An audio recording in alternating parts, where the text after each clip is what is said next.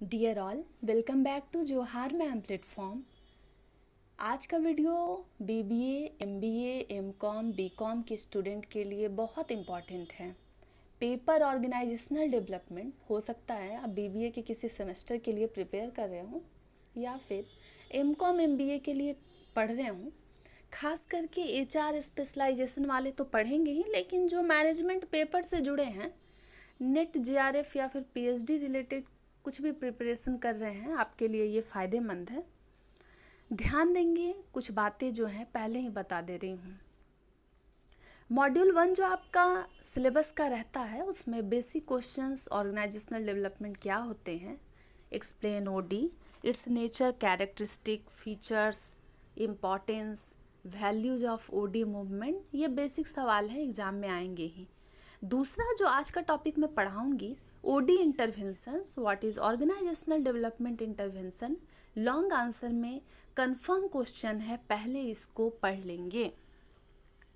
एक चीज़ और ध्यान देने की बात है, जो भी लॉन्ग आंसर्स में आप प्रिपेयर कर रहे हैं, खास करके आज के टॉपिक में ओडी इंटरवेंशन या इसी को हम ओडी टेक्निक्स कहते हैं, इसके कुछ टॉपिक को पिक करके आपके शॉर्ट क्वेश्चंस में डाल दिया जाता है एग्ज़ाम में।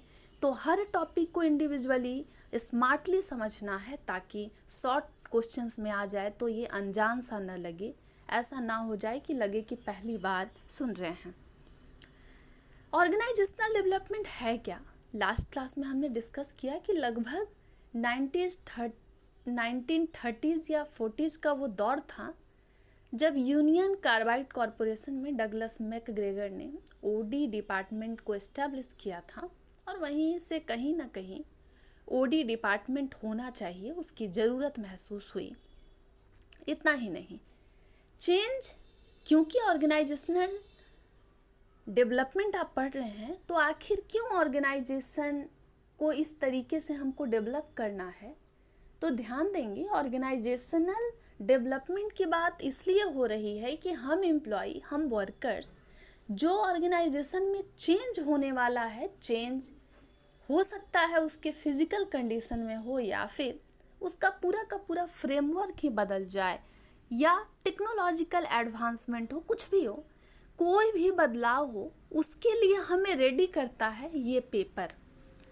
जिस तरीके से फाइनेंस वालों के लिए फाइनेंस डिपार्टमेंट है, एचआर वालों के लिए एचआर डिपार्टमेंट है, मार्केटिंग वाले के लिए भी उनका सेल्स या मार्केटिंग डिपार्टमेंट है, उसी तरीके से एक वक्त ऐसा आ जाएगा कि हर कंपनी में आप देखेंगे कि ओडी डिपार्टमेंट भी बन गया है। इस ओडी डिपार्टमेंट का काम ही जनरली होगा कि जो भी चेंजेस बिजनेस इन्वायरमेंट में आ रहे हैं, चाहे टेक्नोलॉजिकल रिलेटेड या किसी भी तरीके का, उसके लिए एम्प्लॉय को अवेयर करना। इतना ही नहीं, रिसर्च और डेवलपमेंट से भी एम्प्लॉय को जोड़ने का मकसद इन लोगों का होता है। ये ओडी बना कैसे?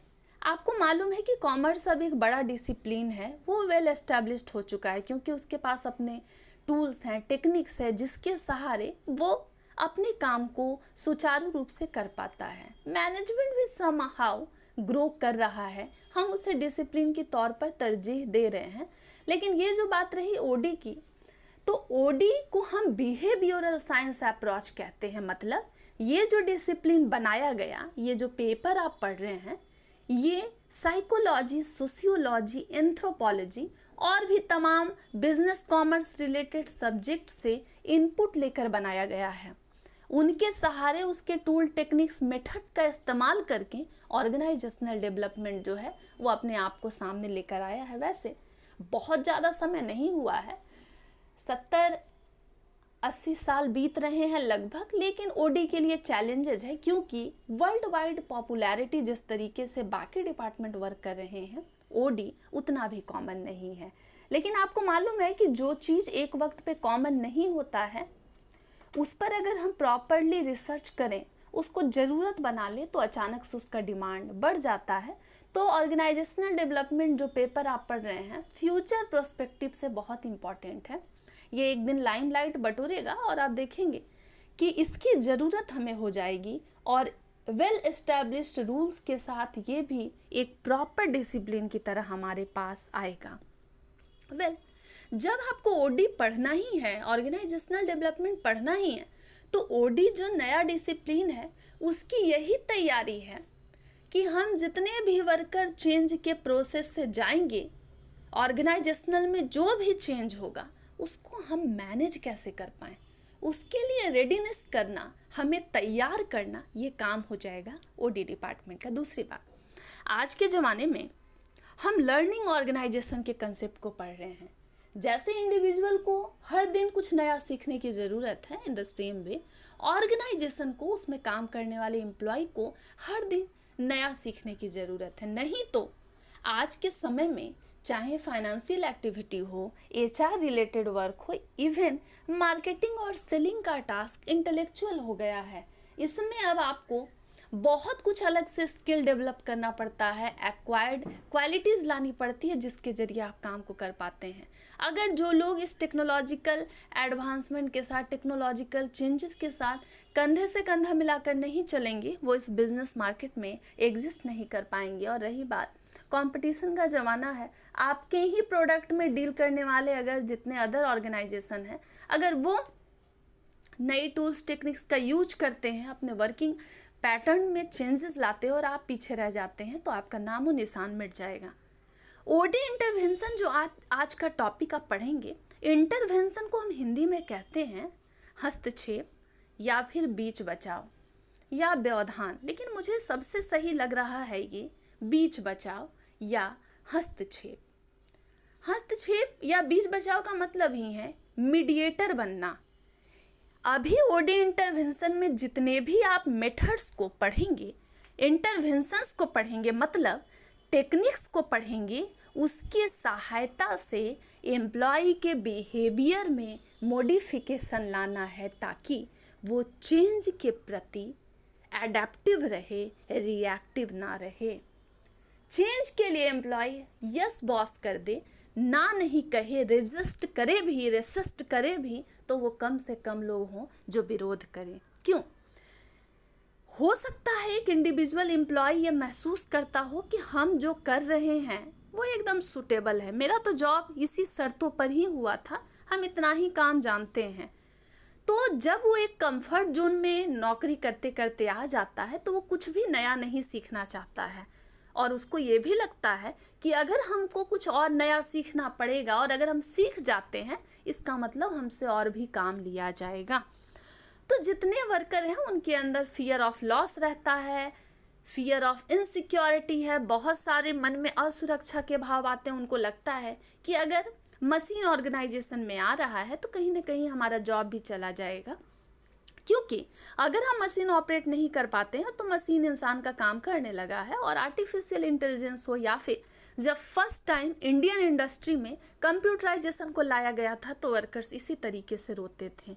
कंप्यूटराइजेशन के जरिए काम जो है आसानी हो जाएगा, जो डाटा लिखते थे अब वो डेटाबेस में सेव रहता है, तो वो डाटा ज़्यादा सुरक्षित है और ईजिली हम उसको ट्रेस कर सकते हैं। लेकिन आपको याद होगा कि आज भी कई ऑर्गेनाइजेशन में जो हम अटेंडेंस बनाते हैं बेसिक वर्कर्स, वो आज भी खाता बही में रजिस्टर में लोग बनाते हैं। जब कई जगह पर बायोमेट्रिक लगा तो जितने वर्कर थे सब रेसिस्ट हो गए। उनको लगा कि अब अगर हम वक्त पर आएंगे तो हमको वक्त पर निकलना होगा, तो बीच में हम फाकी नहीं मार सकते हैं, टाइम को इधर उधर यूटिलाइज नहीं कर सकते हैं। तो कहीं ना कहीं कंफर्ट जोन को ब्रेक करना सबसे बड़ा चैलेंज रहा, और इसको दूर करने के लिए हमारे सामने ऑर्गेनाइजेशनल डेवलपमेंट आ गया।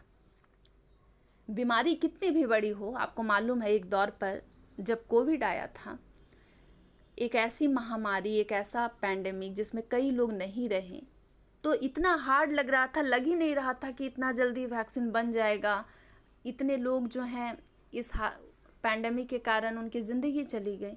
लेकिन आप देख सकते हैं रिसर्च के जरिए हमारे पास पैंडेमिक से निपटने का उस समय वैक्सीन जो है वो आ गया था, और फिर हम लोग उससे बहुत हद तक बच पाए थे।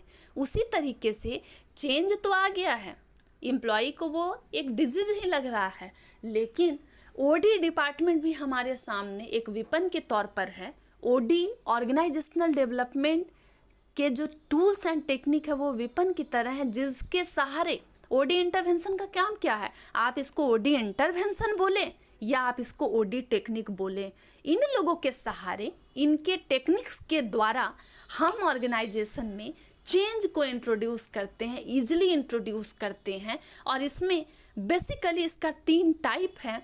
एक को कहते हैं बिहेवियरल टेक्निक्स, दूसरा है नॉन बिहेवियरल और थर्ड है मिसलेनियस। नाम से ही इसका काम पता आपको चल रहा होगा। इसके अंदर जो भी आप टूल्स पढ़ेंगे, चाहे वो बिहेवियरल मॉडिफिकेशन से जुड़ा हो या स्ट्रक्चर्ड मॉडिफिकेशन की बात कर रहा हो, स्ट्रक्चर्ड सेट पैटर्न की बात कर रहा हो, नॉन बिहेवियरल टेक्निक, ये सारे टेक्निक्स इंडिविजुअली भी आपको पढ़ने हैं। और being management student, organisational development और भी जितने आप वेरियस डिसिप्लिन्स को पढ़ रहे हैं, उसके लिए ज़रूरी है कि इंडिविजुअली भी आप सारे टूल टेक्निक्स पर कमांड ले आएँ। एक बात बताइएगा, ओडी इंटरवेंशन जो है ये है टेक्निक। कितना भी कॉम्प्लेक्स किया जाए, आप किसी भी प्लेटफॉर्म से पढ़ाई कर रहे हो, खुद से पढ़ रहे हो, मैं एकदम आपको आसान तरीका बताती हूँ। ऑर्गेनाइजेशनल डेवलपमेंट तो आपने समझ लिया। इंटरवेंशन का मतलब ही क्या है? बीच बचाव करने वाला। ये टेक्निक्स है जो बीच में आ रहा है। क्यों आ रहा है ऑर्गेनाइजेशन में? ताकि इनके सहारे हम वर्कर, हम एम्प्लॉय के बिहेवियर को मॉडिफाई करें, उनको तैयार करें। जैसे कि बीमारी तो फाइंड हो गया, लेकिन जैसे ही डायग्नोसिस कंप्लीट होता है हम दवा ढूंढते हैं। ये भी एक तरीके से मेडिसिन है। इसके सहारे वो एम्प्लॉय जो भाग रहे हैं चेंज से, वो एम्प्लॉय जिनको फियर ऑफ लॉस है, जिनको लग रहा है कि अब उनका एम्प्लॉयमेंट जो है वो ख़त्म होने वाला है, उनके डर को कम किया जाए इसके सहारे। जो बिहेवियरल टेक्निक्स होते हैं, वो टेक्निक्स काम कैसे करते हैं? तो देखिए, ये वही टेक्निक है बच्चों जिसके सहारे इसी तरीके से इनको बनाया ही गया है ज़रूरत के अनुसार कि चाहे ग्रुप हो या कोई इंडिविजुअल है, उसके बिहेवियर को इस तरीके से इन्फ्लुएंस करो कि वो चेंज को अपना ले, वो रिएक्टिव कम बने, वो प्रोएक्टिव ज़्यादा हो जाए। बिहेवियरल टेक्निक्स जितने भी होते हैं, उसका काम होता है एम्प्लॉय के बिहेवियर को समझना, ताकि हम फ्लेक्सिबल बन पाएँ, हम रूड ना बन पाएँ, ताकि जितने एम्प्लॉय एक साथ काम कर रहे हैं उनके बीच का इंटरपर्सनल रिलेशन जो है वो स्ट्रेंथन हो पाए, वो मजबूत हो पाए, वो अच्छे से उनका बॉन्डिंग और भी स्ट्रांग हो पाए। तो कन्फ्लिक्ट हो, डिस्प्यूट हो, फ्रिक्शन हो, इसको रिड्यूस करने का तरीका है बिहेवियरल टेक्निक्स। ये हर टेक्निक, जो भी बिहेवियरल में जितने भी टेक्निक आप पढ़ेंगे, अभी तो 4 है, इसका लिस्ट और भी लंबा हो सकता है। अगर कुछ मालूम होगा आप लोगों को तो कमेंट बताइएगा। ध्यान देंगे, ये 4 मैंने जो मेंशन किए हैं, इन टेक्निक के सहारे आप पहले अपने वर्क प्लेस में जहाँ वर्कर काम कर रहे हैं, उसमें जितने एम्प्लॉय वर्क करते हैं उनको एक दूसरे से कनेक्ट करते हैं। और इस कनेक्शन को डेवलप करने का मकसद ही यही होता है कि एक दूसरे को सबसे पहले समझो। जैसे कि आप जानते हैं कि अगर कोई ऑर्गेनाइजेशन में एक नया वर्कर आया, तो कुछ वर्कर जनरली ऐसे होते हैं, या मैनेजमेंट ही वो चेंज एजेंट होता है जो आगे बढ़कर आता है और उस वर्कर को इंडक्शन के जरिए या फिर ऑर्गेनाइजेशन में सबसे इंट्रोड्यूस कराकर मिलाकर पहले तो वर्क प्लेस से फैमिलियर करता है कि आओ समझो, तुमको यहाँ काम करना है, तरीका बताया जाता है। कुछ वर्कर तो बड़े अच्छे होते हैं। अगर आपकी नई जॉब लगी होगी और आपको कॉपरेशन मिला होगा तो आप इस बात को समझते हैं, आपके मन में जितने भी बायसेस होते हैं, आपके मन में जितनी इनसिक्योरिटी होती है, कुछ ऐसे वर्कर आपको वर्क प्लेस में मिल जाएंगे जो आगे आकर आपको काम बता देंगे कि आप ऐसे आइएगा, ऐसे जाइएगा, इस टाइमिंग पर आना है, ये बॉस वैसा है। ये क्या है? ये है वर्कर को फैमिलियर करने का तरीका। बिहेवियरल टेक्निक बिहेवियरल मॉडिफिकेशन करता है, जिसके तरीके से, जिसके सहारे से आप अपने ऑर्गेनाइजेशन को डेवलप करते हैं, इनरिच करते हैं, फ्लरिश करते हैं। इन सभी के सहारे आप फ्लेक्सिबल बनते हैं। सारे वर्कर जो एक ऑर्गेनाइजेशन में ऑफिस को ऑफिस नहीं, वर्क प्लेस को घर समझ लिया जाता है, वहाँ पर एक दूसरे से कनेक्ट होते हैं। आज आप पढ़ेंगे सेंसिटिविटी ट्रेनिंग। बस मैं आज एक ही पढ़ा रही हूँ जो कि बिहेवियरल टेक्निक का पार्ट है। क्या करता है बिहेवियरल टेक्निक? बिहेवियर को मॉडिफाई करता है। देखिए, इस ऑर्गेनाइजेशनल डेवलपमेंट में आपको चेंज के जो फादर हैं, चेंज मैनेजमेंट से जुड़ा हुआ उनका थ्योरी जो है बड़ा पॉपुलर रहा है, 3 स्टेज मॉडल, जिसमें आपको पता चलता है कि कैसे वर्कर को पहले हम रेडी करते हैं, उसके बाद चेंज को लाते हैं। कर्ट लेविन जो हैं, उन्होंने एक इक्वेशन दिया, उन्होंने एक मॉडल ऑफ ह्यूमन बिहेवियर बताया। ये मेरा पसंदीदा रहा है बहुत दिनों से, तो मुझे लगा कि एक मौका भी मिल गया है जब आप इससे आसानी से समझ पाएंगे। कर्ट लेविन ने बताया है, बिहेवियर को एक इक्वेशन में हम लोगों के सामने लाए हैं, और उन्होंने कहा है B is equal to F bracket under P, E।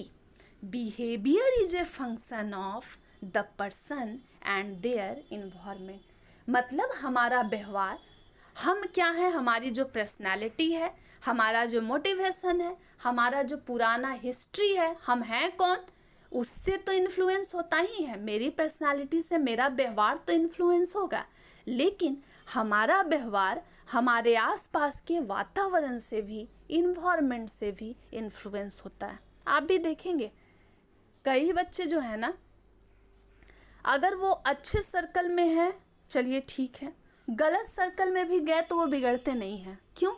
क्योंकि उनको अपने बिहेवियर पर, उनको अपनी एक्टिविटी पर इतना कंट्रोल्ड है, वो खुद इतने सेल्फ कंट्रोल्ड है कि उन पे गलत चीज़ों का भी असर नहीं होता है। लेकिन कई लोग ऐसे हैं कि अगर उनको गलत इन्वायरमेंट में डाल दिया जाएगा तो वो गलत बन जाते हैं। तो ये इतना ढंग की बात है, मतलब इतना क्यूट बात मुझे लगता है। कर्ट लेविन ने बताया है कि हमारा व्यवहार हमारे खुद पे तो निर्भर करता ही है, लेकिन हमारे आसपास के इन्वायरमेंट पर भी निर्भर करता है। बिहेवियरल टेक्निक का काम क्या है? आपके बिहेवियर को मॉडिफाई करना। क्यों करना? यही सवाल है पूरे के पूरे पेपर में। चेंज के लिए रेडी हो जाएं, लर्निंग के लिए हमें इफ़ेक्टिव और एफिशिएंट बनना है, हम नई नई चीज़ों को सीखने के लिए रेडी हो जाएं। हमारा व्यवहार जो पहले है ना, कम फ्लेक्सिबल वाला नहीं, बॉस ऐसा ही है, बॉस के साथ सही किए हैं, उनको तो इसी तरीके से पलट के जवाब देना है, ये बोलता है कि नहीं, यहीं पर रुको। तुम्हें गुस्सा आ रहा है, तुम काम कर रहे हो जिन लोगों के साथ, गुस्सा मत करो, तुम पहले समझो कि तुम्हारे गुस्सा से बाकी एम्प्लॉय पर क्या असर हो रहा है। तो एम्प्लॉयर हो या एम्प्लॉय हो, दोनों को बोला जा रहा है सेंसिटिविटी ट्रेनिंग में कि एक दूसरे के प्रति सेंसिटिव रहें, दोनों का एक दूसरे के प्रति संवेदना हो। संवेदना का मतलब कि दो लोग हैं, वो एक दूसरे की पीड़ा को, वेदना मतलब पीड़ा हो, दुख हो, उसको समझ पाएं। वैसे वेद शब्द आप जानते हैं, वो ज्ञान के लिए बताया जाता है, मतलब एक दूसरे को हम पहले ही आइडेंटिफाई कर पाएँ। दो वर्कर एक साथ काम कर रहे हैं कि उसके मन में क्या चल रहा है, पहले ही ज्ञानी बन जाएं कि उसको किस बात का दुख हो रहा है। कहीं ऐसा तो नहीं कि हम लोग वर्क प्लेस में काम करें, उसको मेरे एक्ट से इतना दुख हो गया कि उसका भी व्यवहार बदल गया। बिहेवियरल टेक्निक आपको बताता है कि आपको सिंपैथी से काम नहीं चलेगा, आपको एम्पैथी लानी होगी, एक दूसरे के दुख को समझना होगा, एक दूसरे को एक दूसरे के शू में डाल करके रखना पड़ेगा, एक दूसरे को एक दूसरे की जगह पर रख कर देखना पड़ेगा कि मैं अगर वहाँ पर होता तो शायद ऐसा करता। इससे ऑर्गेनाइजेशन में काम करने वाले सभी वर्कर फ्लेक्सिबल बन जाएंगे। सेंसिटिविटी ट्रेनिंग अभी जब आप पढ़ेंगे, उसकी शुरुआत मैंने इसलिए बिहेवियर इक्वेशन से की है क्योंकि हम पढ़ रहे हैं बिहेवियरल टेक्निक्स। आप इसको एग्जाम में लिख सकते हैं और अच्छे ढंग से लिख सकते हैं। इतना ही नहीं, बिहेवियरल ट्रेनिंग जो आप टेक्निक्स पढ़ रहे हैं या ट्रेनिंग पढ़ रहे हैं, इसमें सबसे पहला है सेंसिटिविटी ट्रेनिंग। इसका दूसरा नाम है टी ग्रुप्स, मतलब ट्रेनिंग ग्रुप्स, या इसी को हम कहते हैं ई ग्रुप्स, एनकाउंटर ग्रुप। ये तीनों चारों नाम एक ही इंसान का है, जिसको हम कहेंगे सेंसिटिविटी ट्रेनिंग, टी ग्रुप्स या एनकाउंटर ग्रुप्स। ये ट्रेनिंग क्योंकि पार्ट है बिहेवियरल टेक्निक का, तो काम क्यों आएगा? ये बिहेवियर को चेंज करेगा, और कैसे चेंज करेगा मैं वो भी बताती हूँ। देखिए, पहली बात तो सेंसिटिविटी ट्रेनिंग की खासियत यही है कि यहाँ पर स्ट्रक्चर्ड नहीं, अनस्ट्रक्चर्ड ग्रुप इंटरेक्शन होगा। एक एम्प्लॉय जो वर्क प्लेस में काम कर रहा है, 15-20 एम्प्लॉय एक साथ ग्रुप बना लेंगे, कहीं बाहर जा कर के मीटिंग कर सकते हैं, या वर्क प्लेस के ही एक हिस्से में जहाँ पर आपको शांति लगता हो, गार्डन है ऑफिस के बाहर, वहीं बैठ जाएंगे, या ऑफिस के अंदर ही गार्डन है वहीं बैठ जाएंगे। ये 10-15 लोग, इसमें सीनियर जूनियर का कोई मामला नहीं है, कोई भी 15 लोग या 20 लोग हार्डली एक साथ आ जाएंगे। अनस्ट्रक्चर्ड तरीके से, कोई मालिक नहीं होगा यहाँ कोई बॉस नहीं है, लेकिन एक आदमी जो है उसका काम रहेगा कि वो अगुआ बनकर, वो मीडिएटर के तौर पर, उसको हम फैसिलेटर बोलते हैं, वो फैसिलेटर बनकर बस नज़र रखता है। लेकिन इसका ये मतलब नहीं है कि वो बॉस है। वो आदमी इतना फ्लेक्सिबल खुद होगा कि उसका काम ही है कि जो जूनियर सीनियर इनफॉर्मल ग्रुप बनाकर बातें कर रहे हैं, उसमें काम की बातें नहीं हो रही है, उसमें बात यही हो रही है कि चलो खुलकर एक दूसरे के बारे में एक दूसरे को समझते हैं। तुम बताओ तुम कैसे हो, तुम्हें किस बात से तुम इतने हर्ट हो जाते हो, तुमको क्या इशू है, फिर दूसरा बताएगा कि हम तो ठीक है, तुम अपनी सुनाओ। ये अनस्ट्रक्चर्ड ग्रुप इंटरेक्शन है, जो कि जनरली फॉर्मल स्ट्रक्चर का पार्ट नहीं होता है। यहाँ आप अपने वर्क प्लेस या वर्क प्लेस से बाहर भी जाकर, या वर्क प्लेस में ऐसा जगह है जहाँ पर काम की चीज़ें नहीं होती है, आप लोग टेबल टेनिस खेलने जा रहे हैं, कुछ लंच करते हो, कोई ऐसा एरिया हो जो आप लोगों का पसंदीदा हो, वहाँ पे जा सकते हैं। आराम से बैठ गए, जूनियर है सीनियर है, एक आदमी बस फैसिलेटर है, फैसिलेटर को कोई एक्स्ट्रा एडवांटेज नहीं है, उसको बॉस नहीं बनना है, वो पंचायत नहीं कर रहा है, बस वो पंचायत को देख रहा है, वो भी एंजॉय कर रहा है, कोई एजेंडा नहीं है। जैसे बिजनेस मीटिंग्स होते हैं तो उसमें प्रॉपर एजेंडा होता है ना, कि आज के मीटिंग में ऐसे बात करेंगे, आज इस टॉपिक पर बात करेंगे, इस पर डिस्कशन है, सभी आ जाइए। फॉर्मल बातें हैं ही नहीं तो फॉर्मल एजेंडा कैसे होगा? नेम ही बता रहा है, जब इसका डिस्क्रिप्शन ही बता रहा है कि ये अनस्ट्रक्चर्ड ग्रुप इंटरेक्शन है, तो यहाँ फॉर्मल बातें होंगी ही नहीं। इनफॉर्मली, सोशली आपको मजबूत करने के लिए, आप जिस वर्कर्स के साथ काम करते हैं, चाहे जूनियर हो सीनियर हो, सबको एक तरीके का फैमिली पिकनिक टाइप का है कि साथ में काम कर रहे हैं, किसी दिन मन बना लेते हैं। इसको जो हम मन बनाए हैं कि साथ में बैठेंगे, बात करेंगे, एक दूसरे को जानेंगे, समझेंगे, क्यों?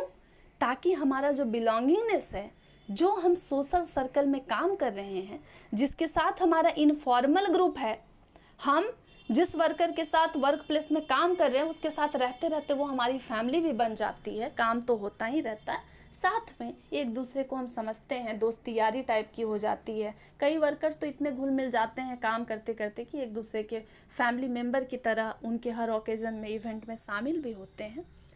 सेंसिटिविटी ट्रेनिंग का काम ही है, एम्प्लॉई हो, एम्प्लॉयर हो, कोई वर्कर हो, सुपीरियर हो, सबऑर्डिनेट हो, एक दूसरे के प्रति सेंसिटिव करना, एक संवेदना स्थापित करना, जिसमें दो लोग एक दूसरे के दुख पीड़ा को समझें, एक दूसरे के प्रति सेंसिटिव हो। क्यों? ताकि इंटरपर्सनल रिलेशन मजबूत हो, बॉन्ड और स्ट्रांग हो जाए। दूसरी बात, जो फ्रिक्शन चल रहे हैं किसी ऑर्गेनाइजेशन में, किसी भी मैटर पर जो पहले से कन्फ्लिक्ट है, डिस्प्यूट है, अगर साथ मिल लिए, बैठ लिए, चाय पी लिए, फॉर्मल एजेंडा तो है नहीं, बिजनेस का बात करना नहीं है, तो एक दूसरे को जब हम समझेंगे, उसकी भावनाओं को समझेंगे, तो होगा क्या? माहौल सुखद हो जाएगा। फॉर्मल बात है नहीं, एक साथ मिल जाएंगे, रिलेशन मजबूत होगा, एक दूसरे से पूरी बात बताएंगे, एक दूसरे से खुलकर बातें करेंगे, और खुलकर बातें करेंगे। लेकिन ये जो मैं बोल रही हूँ खुलकर बातें करेंगे, इसमें एक डिमेरिट भी है, जिसके कारण सेंसिटिविटी ट्रेनिंग टेक्निक्स के रूप में सामने तो आया, लेकिन खामियों के कारण कुछ लोगों को ये पसंद नहीं आया, जिसके कारण धीरे धीरे इसका इम्पोर्टेंस खत्म हो गया। पर आप ऐसा चाहें तो आप अपने ऑर्गेनाइजेशन में इस टेक्निक्स को यूज कर सकते हैं। इवन घर में भी तो ऐसा होता है, फैमिली में कुछ डिस्प्यूट है, लड़ाई झगड़ा है, कन्फ्लिक्ट है बहुत दिनों से, सब फैमिली एक साथ उठ के पिकनिक पे गए, आराम से दिल की बातें दिल तक पहुंची, सब बात कर रहे हैं, खुश मिजाज हैं, खा रहे हैं, पी रहे हैं, एक दूसरे को गले लगा रहे हैं, दुश्मनी को ख़त्म करके दोस्ती को बढ़ा रहे हैं। लेकिन क्या वहाँ जाकर फिर से वही चीज़ें करते हैं? तो यहाँ कोई फॉर्मल एजेंडा नहीं होता है। सेंसिटिविटी ट्रेनिंग का मोटिव ही यही है कि कोई फॉर्मल बात नहीं होगा। फॉर्मल बात तो ऑफिस में कर ही रहे हैं भाई, अभी इसलिए साथ में आए हैं कि तुम्हारे अंदर तुम किसी बात को लेकर दुखी हो, तुमको मेरा व्यवहार में क्या पसंद नहीं आ रहा है, तुम बताना जरा, चलो कुछ गेम खेल लेते हैं, अपने दिल की बातों को रख लेते हैं। तुम परेशान लग रहे हो, क्या कारण है जो इतने परेशान लग रहे हो? एक दूसरे के बर्ताव को, एक दूसरे को समझना।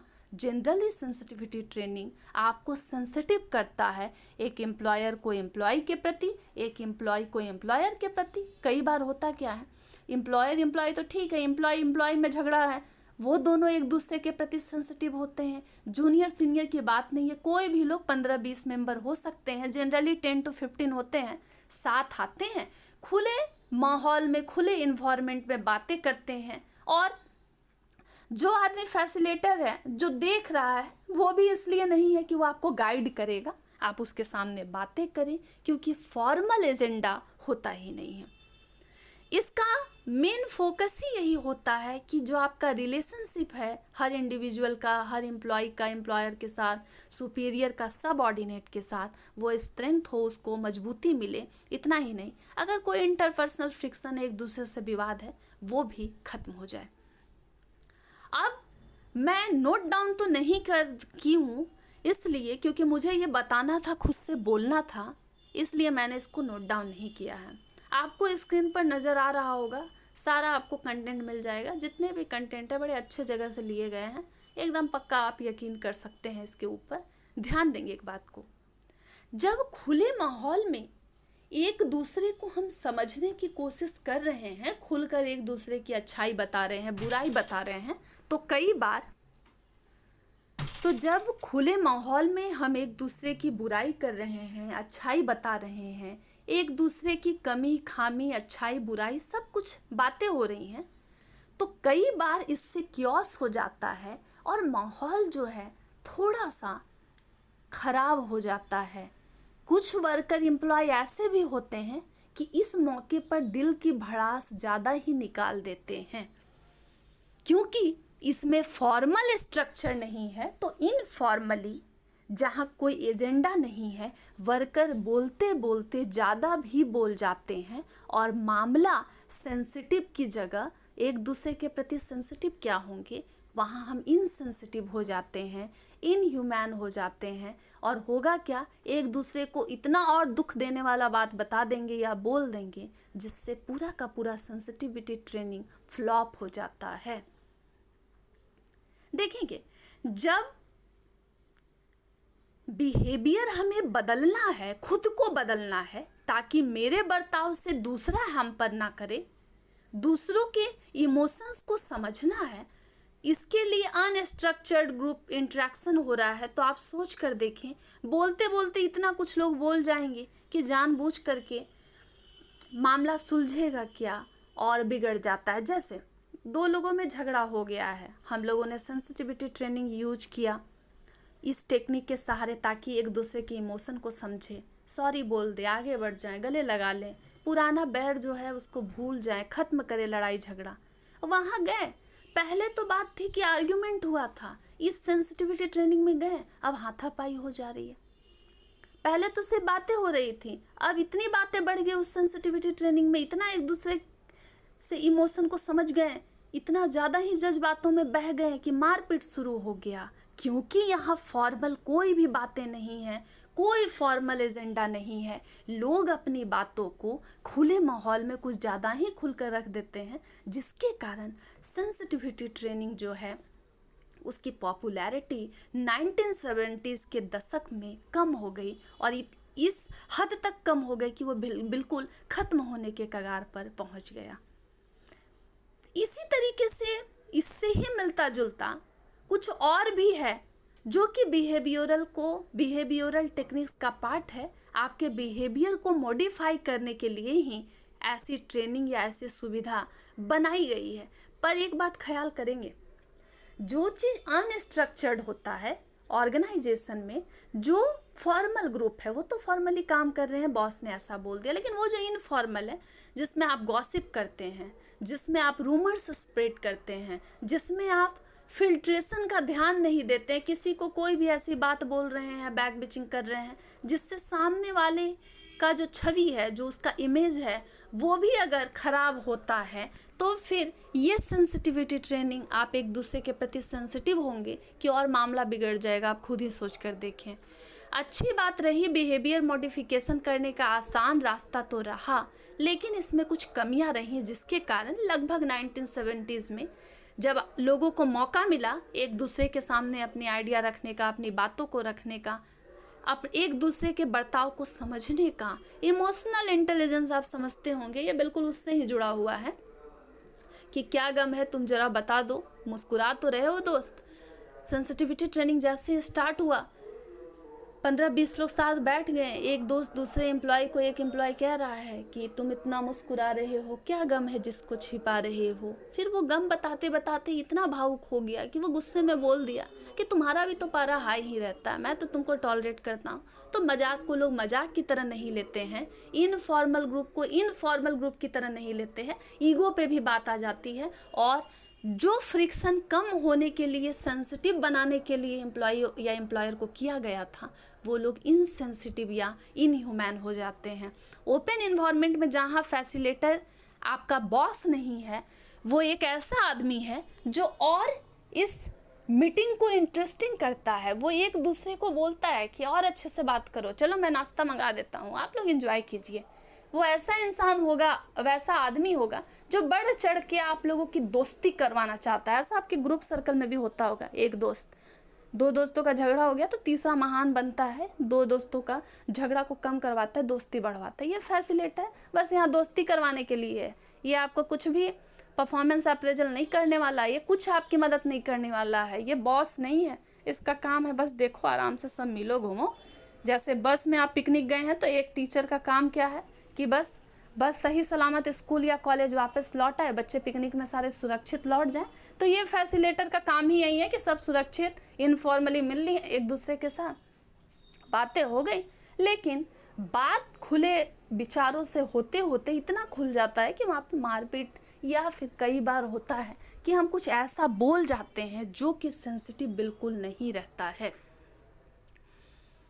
सेंसिटिविटी ट्रेनिंग का ही दूसरा नाम है laboratory training in counter groups या टी ग्रुप्स। इसको लैबोरेटरी ट्रेनिंग इसलिए भी कहते हैं क्योंकि आपको मालूम है कि जो एक्सपेरिमेंट होता है लैब में, वो एक एक्सपेरिमेंटल ग्रुप पर ही होता है। कुछ लोगों को हम पिक करते हैं, उन पे एक्सपेरिमेंट होता है, इसीलिए इसको लैब ट्रेनिंग भी बोलते हैं। और टी ग्रुप मतलब वही ग्रुप जो ट्रेनिंग में गए हैं, एक दूसरे के प्रति सेंसिटिव होना चाहते हैं, एक दूसरे को समझना चाहते हैं। ये बहुत पुराना मेथड रहा जिसका काम बुरा करना तो बिल्कुल नहीं था।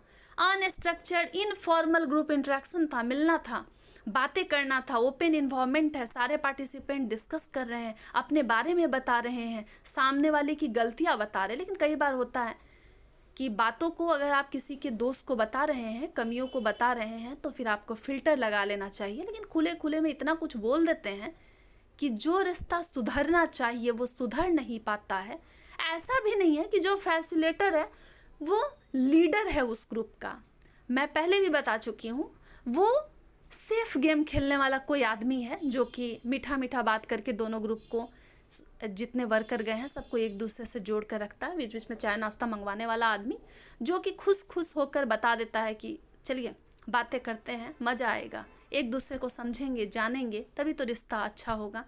लेकिन कई बार होता क्या है कि उस अनस्ट्रक्चर ग्रुप में कुछ लोग अपने ईगो पे आ जाते हैं, पुरानी घटनाओं को वो भूल नहीं पाते हैं और एक दूसरे को धमकी भी दे देते हैं। माहौल जो है बहुत ज़्यादा कियोस हो जाता है उसमें। और इससे होता क्या है कि जो पहले से रिश्ता थोड़ा बहुत सही भी था वो भी ख़राब हो जाता है। बनना था सेंसिटिव, हो जाते हैं इनसेंसिटिव। चलिए 1960s में पॉपुलर भी हुआ, 70 में इसकी दुनिया लगभग ख़त्म सी हो गई। पर आप चाहें तो अपने ऑर्गेनाइजेशन में बिहेवियर मॉडिफिकेशन करना चाहते हैं तो इसको यूज कर सकते हैं। दूसरी बात, पॉइंट नंबर 4 जो सेंसिटिविटी ट्रेनिंग है बस उतना ही पढ़ना है, उसके बीच वाला टीम बिल्डिंग एक्शन जो लिखा हुआ है उसको नहीं पढ़ना है।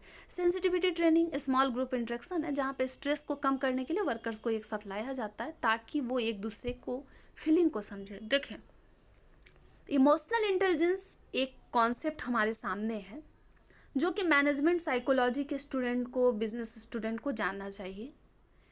ये इमोशनल इंटेलिजेंस ये नहीं कहता है कि आपको सामने वाले से बस सिंपैथी रखना है, वो एम्पैथी भी नहीं बोलता है कि एक दूसरे के दुख को समझो, वो उससे ज़्यादा है। इमोशनल इंटेलिजेंस एक प्रॉब्लम सॉल्विंग अप्रोच है, बिल्कुल ओडी की तरह, कि तुम खुश हो दोस्त, ऐसा आपके सर्कल में कोई होगा जो बोलता होगा, थोड़ा सा शायर टाइप का होगा, थोड़ा सा समझदार होगा, जो बोलता होगा तुम हंस रहे हो पर इस हंसी के पीछे बहुत गम है, दुख है। फिर आप वैसे लोगों से मिलते हैं तो अपने जीवन की सारी बातों को रख देते हैं और फिर आप बोलते हैं हाँ सही कह रहे हो, मैं जो इतना मुस्कुरा रहा हूँ बहुत सारे गमों को छिपा रहा हूँ।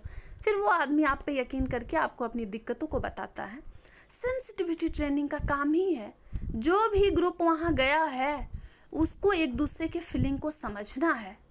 लेकिन होता क्या है कि ये जो 10-20 के मेंबर्स जुट गए हैं, पहले से कुछ लोगों में कॉन्फ्लिक्ट भी रहता है, सुधरने की जगह बिगड़ जाता है क्योंकि फॉर्मल एजेंडा है नहीं, बातें शुरू हो गई, बात करते करते इतना बोल गए कि सारा राज खुल जाता है और विवाद बढ़ जाता है, और विवाद इतना बढ़ जाता है कि माहौल मीठा बनने की जगह जहरीला हो जाता है। कई बार होता क्या है कि ये जो ग्रुप आया हुआ है, जो इसका पार्ट है सेंसिटिविटी ट्रेनिंग का, उसमें कुछ लोग इतने रिजिड होते हैं कि वो कहते हैं नहीं, हम दिल पे लगा लिए पुरानी बातों को, हम अपने बिहेवियर को नहीं बदलेंगे, सामने वाले को बोलिए, वो पहले आके सॉरी बोले।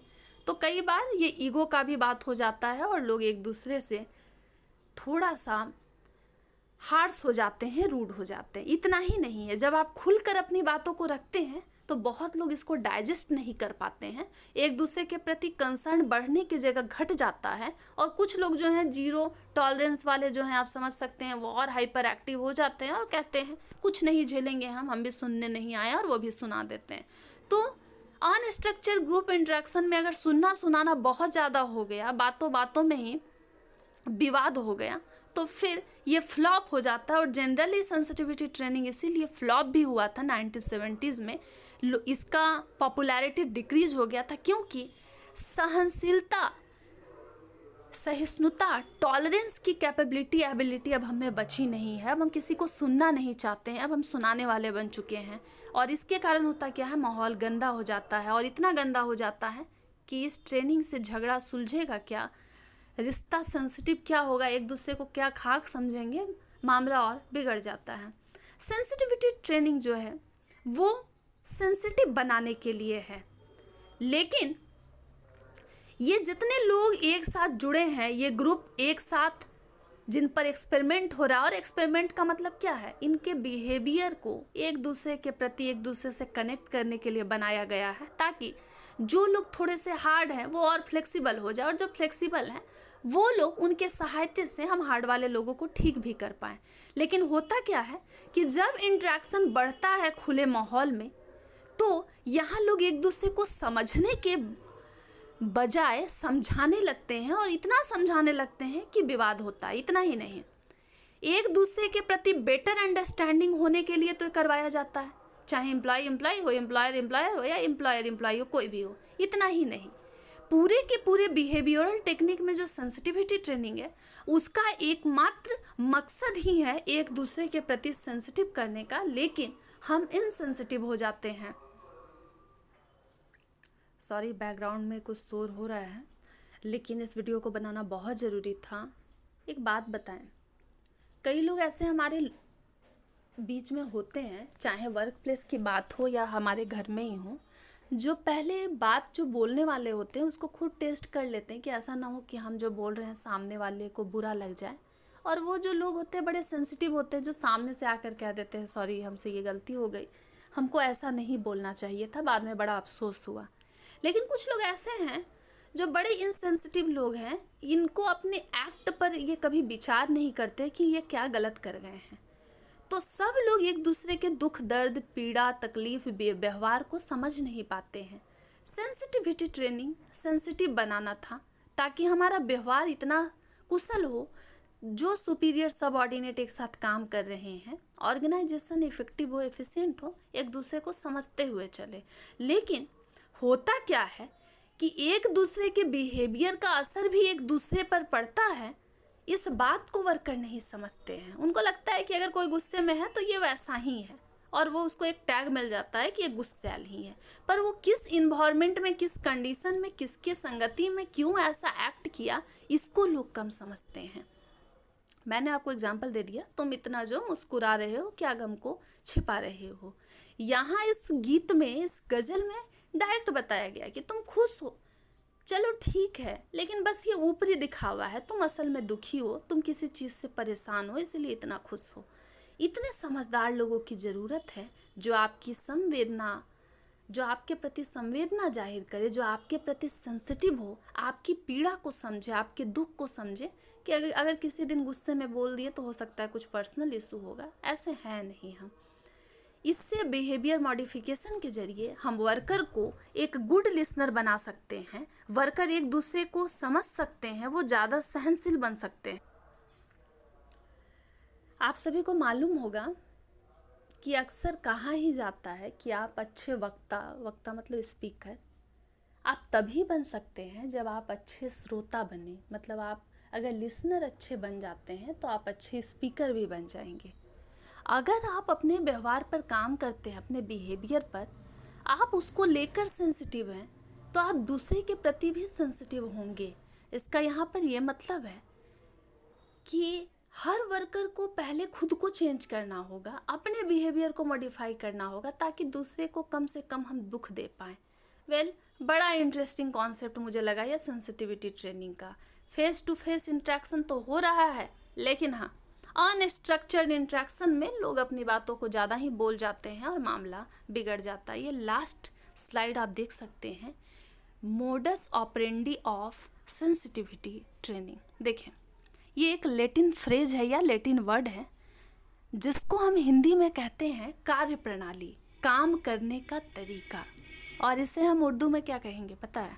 इसको हम उर्दू में कहेंगे अंदाज़े अमल, या फिर कह सकते हैं, सोच लेती हूँ, तर्ज ए अमल, या हम कह सकते हैं काम करने का अंदाज।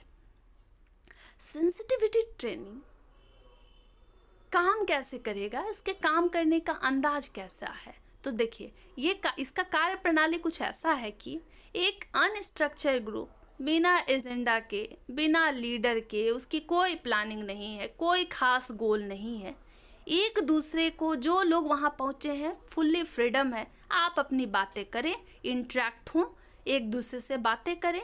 एक जो फैसिलेटर है, जो आपके साथ में मध्यस्थता कर रहा है, हस्तक्षेप कर रहा है, जो आपके साथ गया है, वो बॉस नहीं है, वो बस आप लोगों को और आपके रिश्ते को मजबूत कर रहा है, एक दूसरे को जोड़ रहा है। वो खुद भी सीख रहा है, समझ रहा है, और उसके अंदर भी एक इमोशन है, सेंसिटिव है, वो आप लोगों से थोड़ा ज़्यादा होगा तभी फैसिलेटर बन गया। उसके अंदर एक दूसरे को समझने वाली अच्छी फीलिंग है, उसका जेस्चर अच्छा है, वो लोगों का रिस्पेक्ट करता है। और ये आदमी जो फैसिलेटर बनकर गया है, ये कोई भी हो सकता है उस ऑफिस का सबसे समझदार आदमी हो, या कोई बाहर का भी कोई ऐसा हो जो ऑफिस से इन्वॉल्व हो, कोई ऐसा महान इंसान जिसको सब कहते हो कि अरे यार ये सबसे बेस्ट है, वो भी हो सकता है। लेकिन वो वहाँ का बॉस नहीं है, वो बस साथ में गया है। क्यों गया है? ताकि जो हमारा इंटरपर्सनल रिलेशन है वो बिल्ड हो अनस्ट्रक्चर्ड तरीके से। क्योंकि कई बार होता क्या है कि हमारे जो बॉस हैं हमें कुछ कमांड दे दे, ऑर्डर दे दे, हम काम नहीं करते हैं वक्त पर, डेडलाइन पार हो गया, हम काम नहीं किए। लेकिन जब वो हमसे प्यार से बोल देता है तो हम ओवर टाइम भी कर देते हैं कि बाबू ऐसा कर दो ना। तो ये जो बाबू ऐसा कर दो ना, ये जो इनफॉर्मल स्ट्रक्चर है, इससे काम बन गया। लेकिन जब बॉस डरा के धमका के नौकरी से निकाल देंगे बाहर, डिमोशन कर देंगे, सैलरी कट कर देंगे, ये सब धमकियाँ देता है, तो हम काम नहीं करते हैं। अनस्ट्रक्चर्ड ग्रुप इंटरेक्शन से यही कोशिश होती है कि वर्कर यहाँ पर कोई किसी का बॉस नहीं है। होगे तुम ऑफिस में बॉस, अभी तो हम लोग सब दोस्त यार हैं, चाय पियेंगे और चाय पे चर्चा करेंगे, बिल्कुल चाय पे चर्चा टाइप का है। जैसे हर गली के चाय दुकान पर चर्चा होती रहती है कि अगली बार हम ही बन जाएंगे मुख्यमंत्री, उसी तरीके का बात है। लोग खुलकर अपनी बातों को करते हैं और ये अनस्ट्रक्चर्ड जो ग्रुप इंटरेक्शन हो रहा है, इससे स्ट्रेस भी कम होता है। कुछ लोग जो हैं पहले लड़े हुए थे, दोस्ती यारी करके एक दूसरे के गले लग जाते हैं, लेकिन कुछ ऐसे होते हैं जो थोड़ा बहुत लड़े हुए थे वो हाथापाई पर जाकर रुक जाते हैं। तो सेंसिटिविटी ट्रेनिंग का काम ही है कि एक दूसरे के वर्क कल्चर को, अगर, क्योंकि आपको मालूम है एक ऑर्गेनाइजेशन में वर्क फोर्स डाइवर्सिटी नज़र आती है, अलग जेंडर के लोग हैं, अलग धर्म मजहब के लोग हैं, उनका कल्चर अलग है, उनका नॉर्म वैल्यू अलग है। वो सब जब एक दूसरे से जुड़ रहे हैं, कनेक्ट हो रहे हैं, तो उनमें कहीं ना कहीं एक सिमिलैरिटी नज़र नहीं आएगी। और इसकी कोशिश है सेंसिटिविटी ट्रेनिंग की कि एक दूसरे को फैमिलियर करें, सिमिलर करें, ताकि हम एक दूसरे को समझ पाएँ, एक दूसरे के दुख को, वो क्यों ऐसा उस दिन बोला था मीटिंग में, वो क्यों ऐसा किया था, ये सारी बातों को समझ पाएँ, एक दूसरे के प्रति सेंसिटिव हो जाएं। और इसका मकसद बस यही होता है, इतना ही नहीं है। ये जो सेंसिटिविटी ट्रेनिंग है, कुछ इससे ही मिलता जुलता अभी कुछ और भी ट्रेनिंग आप पढ़ेंगे जो कि बिहेवियरल मॉडिफिकेशन का टूल है, विपन है। इसके सहारे आप वर्कर के व्यवहार को, बर्ताव को बदलते हैं। ओडी में बिहेवियरल टेक्निक का पहला टेक्निक आप पढ़ चुके हैं। अब इसमें ये जितने बिहेवियरल टेक्निक में आपको जितने भी आप मेथड पढ़ेंगे, जो भी टूल्स पढ़ेंगे, इसमें आप देखेंगे क्या कि सुपीरियर और subordinate, employee employer, employer employer, employee employer या फिर एम्प्लॉय एम्प्लॉय, ये सभी लोग एक दूसरे से रिश्ते को, अपने इंटरपर्सनल रिलेशन को मजबूत करेंगे। अभी के लिए इतना ही, वीडियो लॉन्ग हो गया, लेकिन आप दूसरे को, एक दूसरे के प्रति सेंसिटिव रहना है, सेंसिटिविटी ट्रेनिंग यही कह रही है।